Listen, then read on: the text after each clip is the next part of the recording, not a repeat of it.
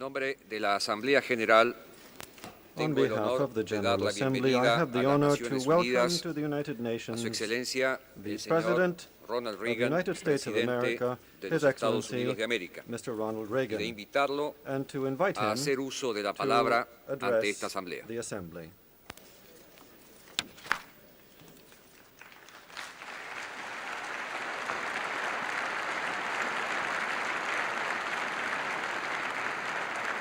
Thank you. Mr. President, Mr. General Secretary, distinguished delegates, half a world away from this place of peace, the firing, the killing, the bloodshed in two merciless conflicts have, for the first time in recent memory, diminished after adding terrible new names to the roll call of human horror. Names such as Halabja, Medashar, Inshar, and Spinbuldak. There is today hope of peace in the Persian Gulf and Afghanistan. So too in the highlands and coastal cities of southern Africa, places of civil war, places of occupation by foreign troops. Talk of peace is heard. Peace for the tortured nation of Angola. 6,500 miles east in the Southeast Asian country of Cambodia, there is hope now of a settlement. The removal of Vietnam's occupying forces. And finally, in this hemisphere, where only 12 years ago, 1/3 of the people of Latin America lived under democratic rule, some 90% do so today. And especially in Central America, nations such as El Salvador, once threatened by the anarchy of the death squad and the specter of totalitarian rule, now know the hope of self-government and the prospect of economic growth. And another change, Mr. Secretary General, a change that, if it endures, may go down as one of the signal accomplishments of our history. A change that is a cause for shaking of the head in wonder is also upon us. A change going to the source of post-war tensions and to the once seemingly impossible dream of ending the twin threats of our time, totalitarianism and thermonuclear world war. For the first time, the differences between East and West, fundamental differences over important moral questions dealing with the worth of the individual and whether governments shall control people or people control governments. For the first time, these differences have shown signs of easing. Easing to the point where there are not just troop withdrawals from places like Afghanistan, but also talk in the East of reform and greater freedom of press, of assembly, and of religion. Yes, fundamental differences remain. But should talk of reform become more than that, should it become reality, there is the prospect of not only a new era in Soviet-American relations, but a new age of world peace. For such reform can bring peace. History teaches, and my country has always believed, that where the rights of the individual and the people are enshrined, war is a distant prospect. For it is not people who make war. Only governments do that. I stand at this podium then in a moment of hope. Hope not just for the peoples of the United States or the Soviet Union, but for all the peoples of the world. And hope, too, for the dream of peace among nations, the dream that began the United Nations. Precisely because of these changes, today the United Nations has the opportunity to live and breathe and work as never before. Already, you, Mr. General Secretary, Secretary General, through your persistence, patience, and unyielding will, have shown in working toward peace in Afghanistan and the Persian Gulf how valuable the United Nations can be. And we salute you for these accomplishments. And in Geneva at this very hour, there are numerous negotiations underway. Multilateral negotiations at the Conference of Disarmament, as well as bilateral negotiations on a range of issues between the Soviets and ourselves. And these negotiations, some of them under UN auspices, involve a broad arms control agenda, strategic offensive weapons and space, nuclear testing and chemical warfare, whose urgency we have witnessed anew in recent days. And Mr. Secretary General, the negotiators are busy, and over the last few years they've been engaged in more than an academic exercise. There is movement. The logjam is broken. Only recently, when the United States and the Soviet Union signed the INF agreement, an entire class of U.S. and Soviet nuclear missiles was eliminated for the first time in history. Progress continues on negotiations to reduce in massive number strategic weapons with effective verification. And talks will begin soon on conventional reductions in Europe. Much of the reason for all of this goes back, I believe, to Geneva itself, to the small chateau along the lake where I and the General Secretary of the Soviet Union had the first of several fireside chats, exchanges characterized by frankness, but friendliness too. I said at the first meeting in Geneva that this was a unique encounter between two people who had the power to start World War III or to begin a new age of peace among nations. And I also said peace conferences, arms negotiations, proposals for treaties could make sense only if they were part of a wider context, a context that sought to explore and resolve the deeper underlying differences between us. I said to Mr. Gorbachev then, as I have said to you before, nations do not mistrust each other because they're armed. They are armed because they mistrust each other. And in that place, by that peaceful lake in neutral Switzerland, Mr. Gorbachev and I did begin a new relationship based not just on engagement over the single issue of arms control, but on a broader agenda about our deeper differences, an agenda of human rights, regional conflicts, and bilateral exchanges between our peoples. Even on the arms control issue itself, we agreed to go beyond the past, to seek not just treaties that permit building weapons to higher levels, but revolutionary agreements that actually reduced and even eliminated a whole class of nuclear weapons. What was begun that morning in Geneva has shown results. In the INF Treaty, in my recent visit to Moscow, in my opportunity to meet there with Soviet citizens and dissidents and speak of human rights, and to speak, too, in the Lenin Hills of Moscow to the young people of the Soviet Union about the wonder and splendor of human freedom. The results of that morning in Geneva are seen in peace conferences now underway around the world on regional conflicts, and in the work of the UN here in New York, as well as in Geneva. But Mr. Secretary General, history teaches caution. Indeed, that very building in Geneva where important negotiations have taken place, the Geneva Accords on Afghanistan, the Iran-Iraq negotiations, for example, we see it today as stone-like testimony to a failed dream of peace in another time. The Palais des Nations was the headquarters of the League of Nations, an institution that was to symbolize an end to all war.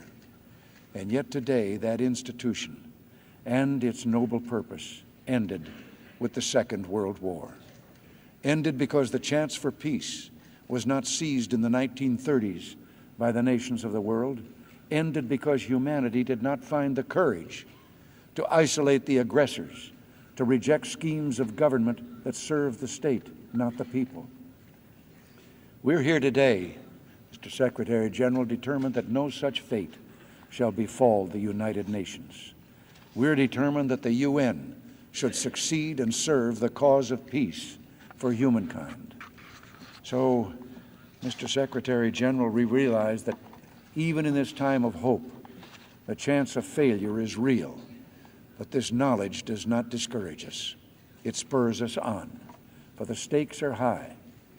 Do we falter and fail now and bring down upon ourselves the just anger of future generations?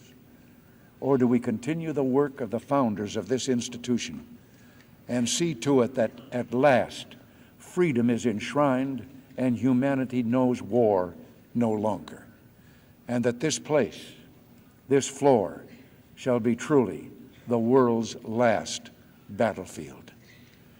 We are determined it shall be so. So we turn now to the agenda of peace.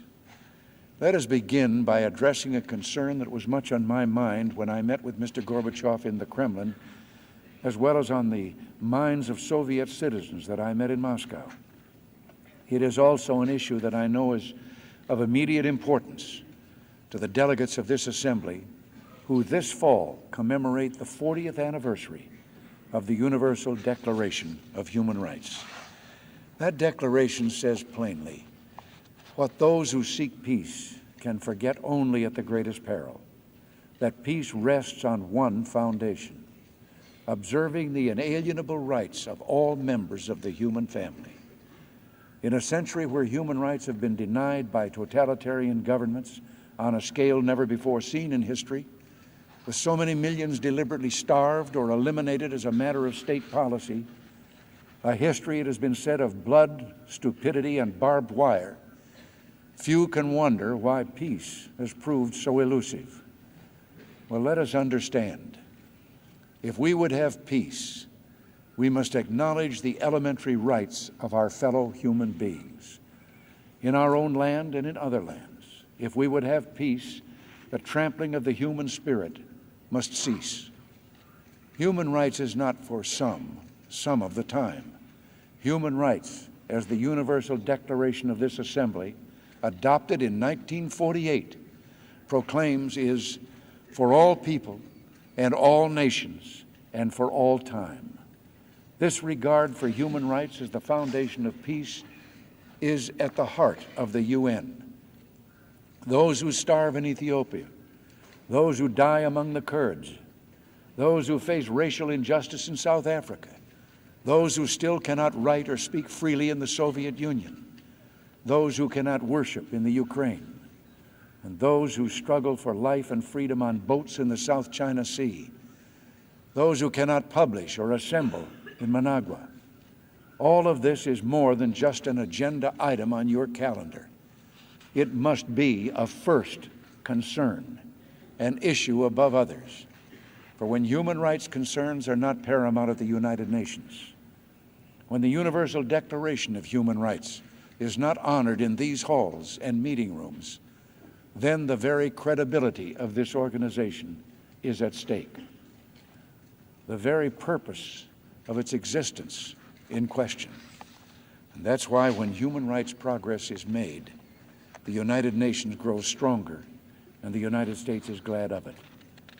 Following a 2-year effort led by the United States, for example, the UN Human Rights Commission took a major step toward ending the double standards and cynicism that had characterized too much of its past. For years, Cuba, a blatant violator of its citizens' human rights, has escaped UN censure or even scrutiny. This year, Cuba has responded to pressure generated by the Human Rights Commission by accepting an investigation into its human rights abuses. Fidel Castro has already begun to free some political prisoners, improve prison conditions, and tolerate the existence of a small, independent, national human rights group. More must be done.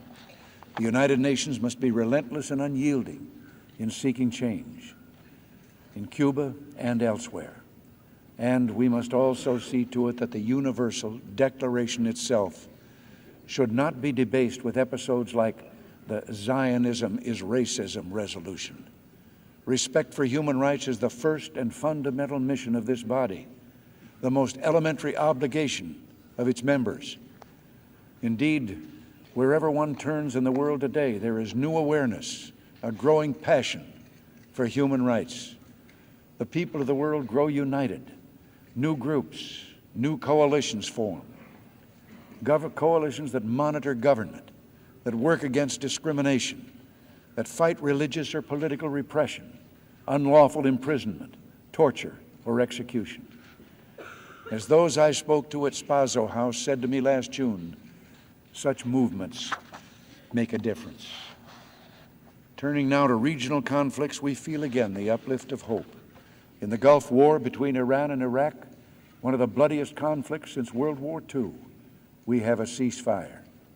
The resolution and the firmness of the Allied nations in keeping the Persian Gulf open to international shipping not only upheld the rule of law, it helped prevent further spread of the conflict and laid the basis for peace. So too, the Security Council's decisive resolution in July a year ago has become the blueprint for a peaceful Gulf. Let this war, a war in which there's been no victor or vanquished, only victims, let this war end now. Let both Iran and Iraq cooperate with the Secretary General and the Security Council in implementing Resolution 598. Let peace come. Moving on to a second region, when I first addressed the UN General Assembly in 1983, world attention was focused on the brutal invasion and illegal occupation of Afghanistan. After nearly 9 long years of war, the courage and determination of the Afghan people and the Afghan freedom fighters have held sway, and today an end to the occupation is in sight.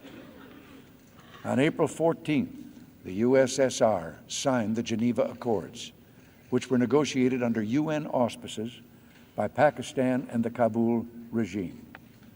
We encourage the Soviet Union to complete its troop withdrawal at the earliest possible date so that the Afghan people can freely determine their future without further outside interference.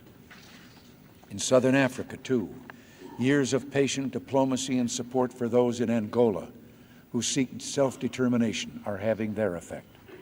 We look forward to an accord between the governments of Angola, Cuba, and South Africa that will bring about a complete withdrawal of all foreign troops, primarily Cuban, from Angola.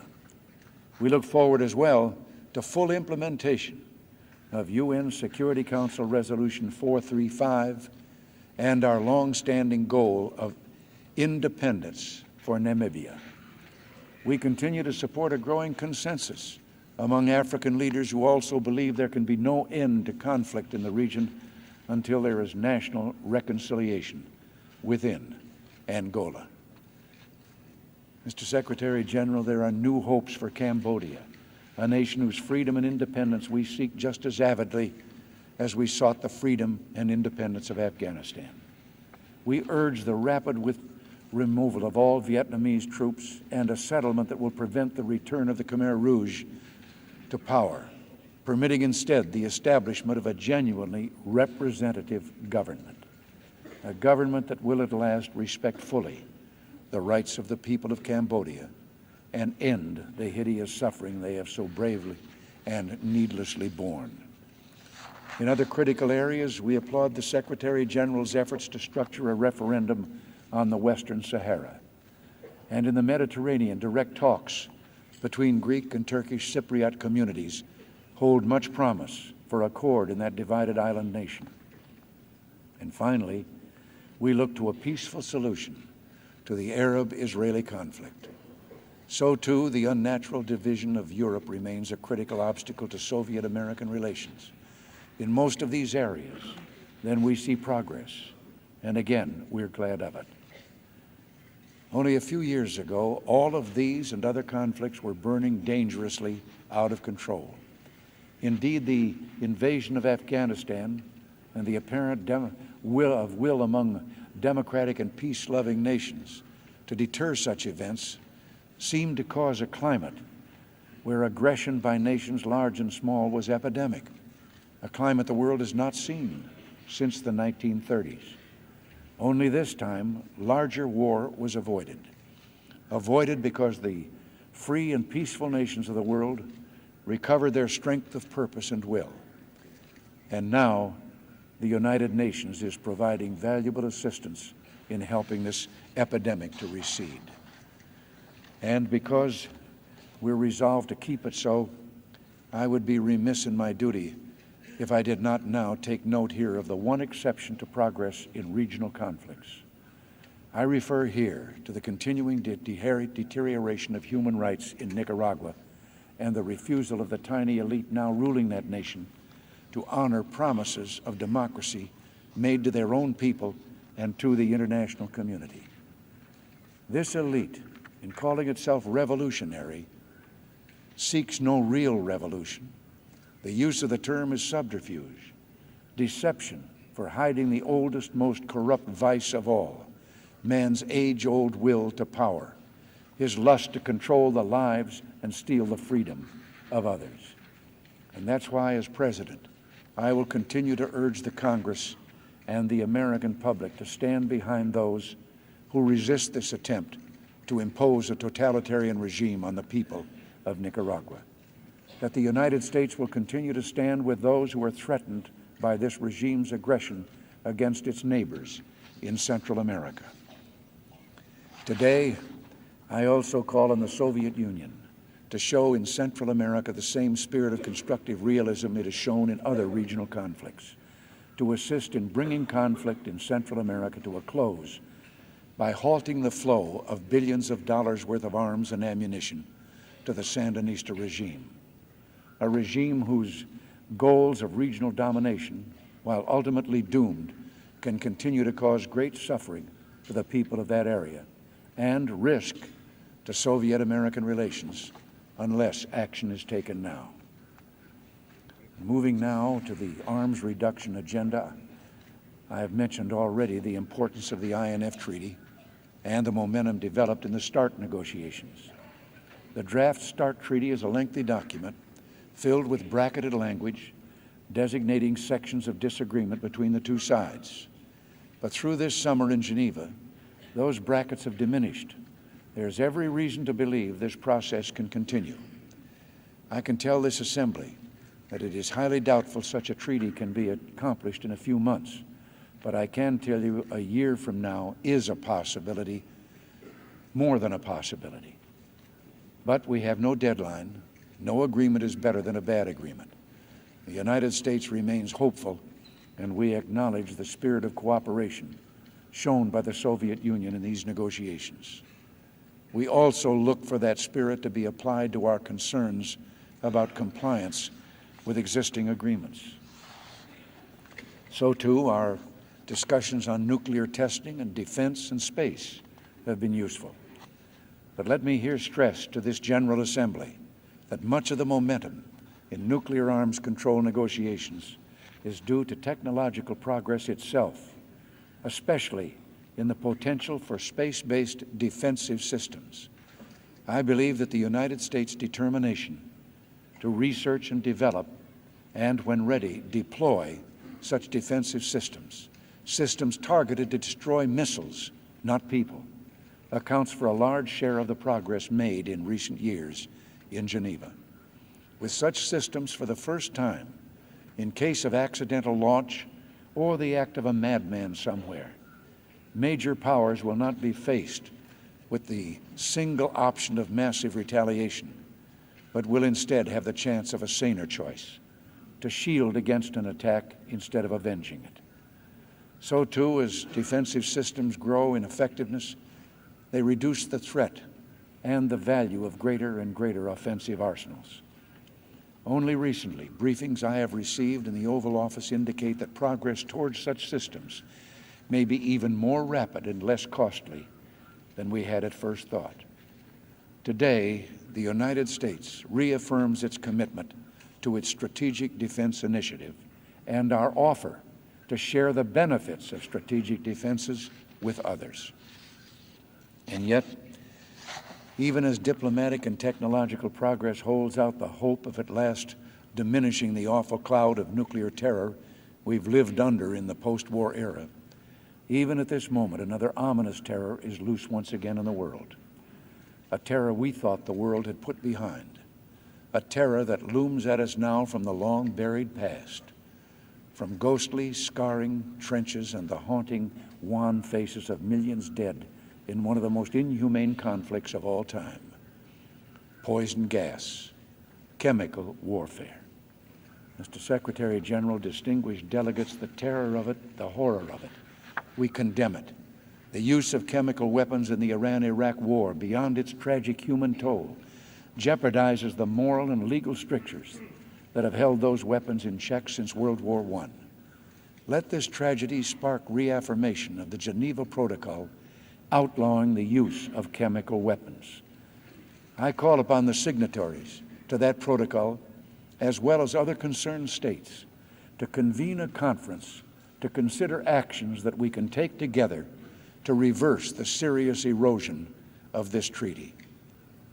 And we urge all nations to cooperate in negotiating a verifiable, truly global ban on chemical weapons at the Conference on Disarmament in Geneva. It is incumbent upon all civilized nations to ban once and for all, and on a verifiable and global basis, the use of chemical and gas warfare. And finally, Mr. Secretary General, we must redouble our efforts to stop further proliferation of nuclear weapons in the world. Likewise, proliferation in other high-technology weapons, such as ballistic missiles, is reaching global proportions, exacerbating regional rivalries in ways that can have global implications. The number of potential suppliers is growing at an alarming rate, and more must be done to halt the spread of these weapons. This was a matter of discussion last week between Secretary Shultz and Foreign Minister Shevardnadze. Talks between American and Soviet experts begin on this today, and we hope to see a multilateral effort to avoid having areas of tension like the Middle East become even more deadly battlegrounds than they already are. But in most of these areas, we see not only progress, but also the potential for an increasingly vital role for multilateral efforts and institutions like this United Nations.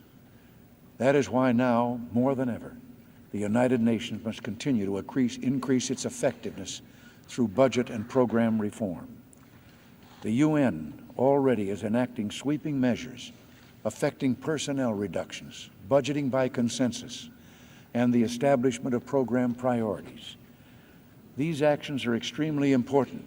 The progress on reforms has allowed me to release funds withheld under congressional restrictions.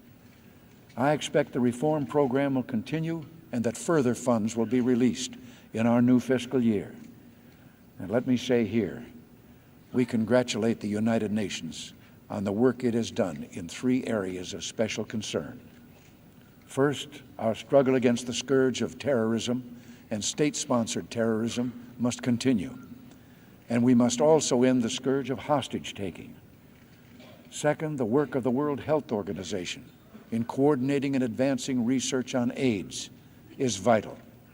All international efforts in this area must be redoubled. The AIDS crisis is a grave one. We must move as one to meet it. And so too is the drug crisis. We're moving now toward a new anti-drug trafficking convention. This important treaty will be completed in December. I'm confident other strong UN drug control programs will also follow. The American people are profoundly concerned and deeply angered. We will not tolerate the drug traffickers. We mean to make war on them, and we believe this is one war the United Nations can endorse and participate in. Yes, the United Nations is a better place than it was 8 years ago, and so too is the world. But the real issue of reform in the United Nations is not limited just to fiscal and administrative improvements, but also to a higher sort of reform, an intellectual and philosophical reform, a reform of old views about the relationship between the individual and the state. Few developments, for example, have been more encouraging to the United States than the special session this body held on Africa 2.5 years ago, a session in which the United Nations joined as one in a call for free market incentives and a lessening of state controls to spur economic development. At one of the first international assemblies of my presidency in Cancun, Mexico, I said history demonstrates that time and again, in place after place, economic growth and human progress make their greatest strides in countries that encourage economic freedom, that individual farmers, laborers, owners, traders, and managers are the heart and soul of development. Trust them, because where they're allowed to create and build, where they're given a personal stake in deciding economic policies and benefiting from their success, then societies become more dynamic, prosperous, progressive, and free. We believe in freedom. We know it works. And this, Mr. Secretary General and distinguished delegates, is the immutable lesson of the post-war era, that freedom works. Even more, that freedom and peace work together. Every year that passes, everywhere in the world, this lesson is taking hold, from the People's Republic of China to Cameroon, from Bolivia to Botswana, and yes, in the citadel of Marxism-Leninism itself. No, my country did not invent this synergy of peace and freedom, but believe me, we impose no restrictions on the free export of our more than 2 centuries of experience with it. Free people, blessed by economic opportunity and protected by laws that respect the dignity of the individual, are not driven toward war or the domination of others. Here, then, is the way to world peace. And yet we Americans champion freedom not only because it's practical and beneficial, but because it is also just, morally right. And here, Mr. Secretary General, I hope you'll permit me to note that I have addressed this assemblage more than any of my predecessors, and that this will be the last occasion I do so. So I hope, too, I may be permitted now some closing reflections. The world is currently witnessing another celebration of international cooperation. At the Olympics, we see nations joining together in the competition of sports, and we see young people who know precious little of the resentments of their elders coming together as one. One of our young athletes from a home of modest means said that she drew the strength for her achievement from another source of wealth.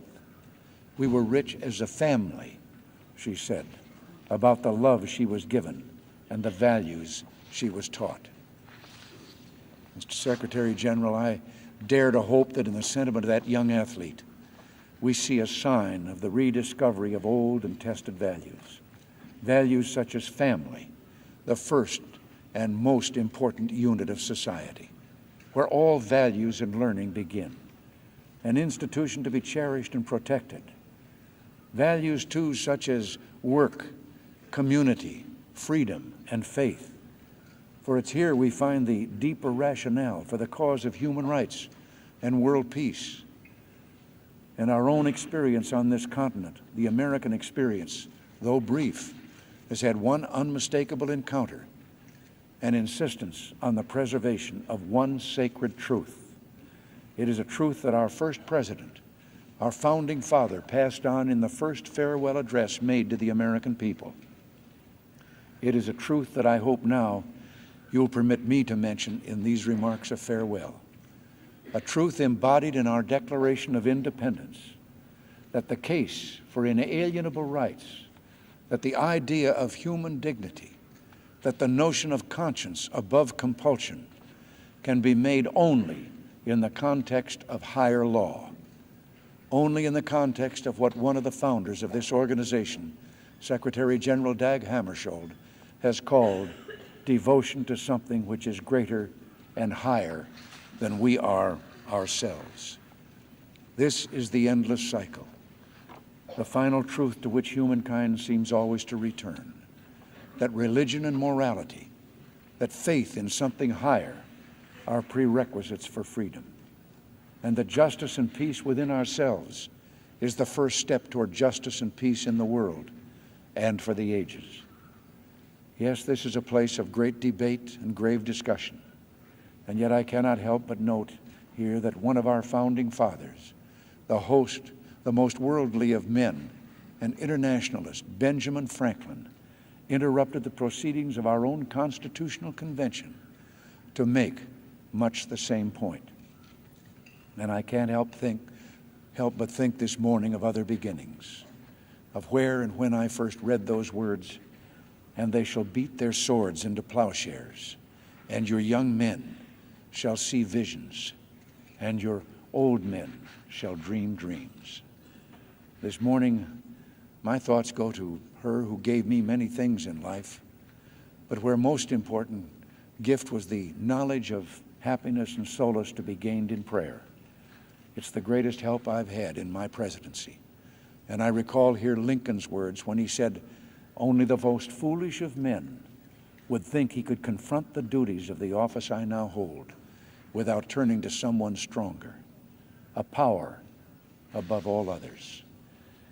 I think then of her and others like her in that small town in Illinois, gentle people who possessed something that those who hold positions of power sometimes forget to prize.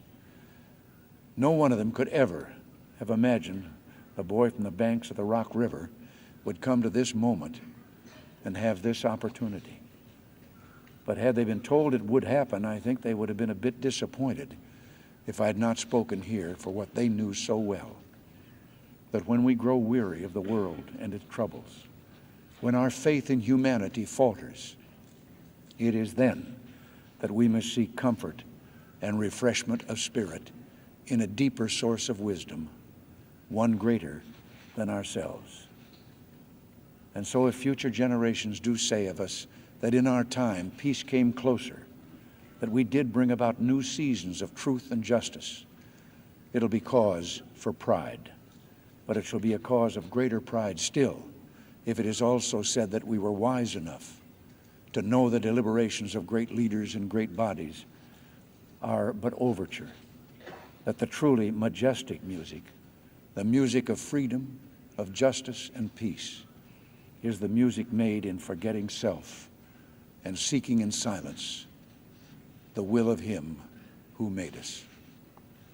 Thank you for your hospitality over the years. I bid you now farewell, and God bless you.